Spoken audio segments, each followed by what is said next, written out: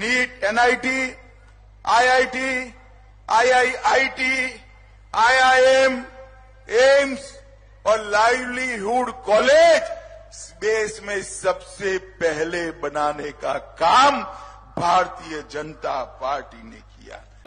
Bharatiya Janata party के पूर्व राष्ट्रीय अध्यक्ष और भाजपा के चाणक्य केंद्रीय गृह मंत्री माननीय अमित शाह का इतना बड़ा झूठ, जी हाँ, इस झूठ को देखकर सुनकर तो शायद देश भी चौंक जाएगा। ऐसा प्रतीत होता है कि भाजपा के अलावा अभी तक देश में किसी ने कुछ भी नहीं किया। मैं हूं Ramendra Singh Chauhan. NEET, NIT, IIT, IIIT, IIM, AIIMS और लाइवलीहुड कॉलेज देश में सबसे पहले बनाने का काम भारतीय जनता पार्टी ने किया। जैसा कि अमित शाह कह रहे हैं कि भाजपा सत्ता में आई तो देश में पहला आईआईटी खुला, पहला आईआईएम खुला, पहला एम्स खुला, पहला एनआईटी खुला। कम से कम उनके संबोधन से तो यही लगता है कि भाजपा आने से पहले देश में तकनीकी शिक्षा के संस्थान नहीं थे, चिकित्सा स्वास्थ्य सुविधाओं को बेहतर करने के लिए कोई ऐसा संस्थान नहीं था जो राष्ट्रीय स्तर पर अपनी बड़ी पहचान रखता हो, यानी एम्स जैसा। अब झूठ कैसे है इसको देखिए। 1951 में खड़गपुर आईटी का निर्माण हुआ, यानी आईआईटी खड़गपुर 1951 में बनी।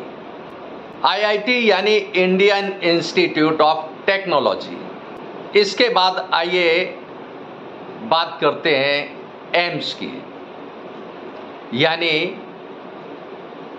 All India institute of medical science. All India institute of medical science नई दिल्ली, यह 1956 में बना। एनआईटी यानी नेशनल इंस्टीट्यूट ऑफ टेक्नोलॉजी, यह 1959 में बना दक्षिण भारत में। आईआईएम यानी इंडियन इंस्टीट्यूट ऑफ मैनेजमेंट, इसका निर्माण कोलकाता में हुआ, जिसे कोलकाता आज कहा जाता है, पहले कलकत्ता कहा जाता था। यह 1961 में बना।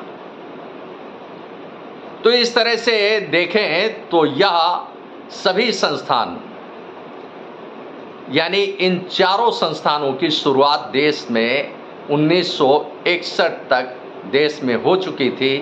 इस समय तक ना तो भारतीय जनता पार्टी अस्तित्व में थी, तो माननीय अमित शाह जी का जन्म 1961 तक नहीं हुआ था। जैसा कि सामने आया है कि 1964 में माननीय अमित शाह जी का जन्म हुआ था। कांग्रेस ने अपने ट्वीट में बताया कि किस तरह से कांग्रेस ने तकनीकी, चिकित्सा और प्रबंधकीय संस्थानों की स्थापना की।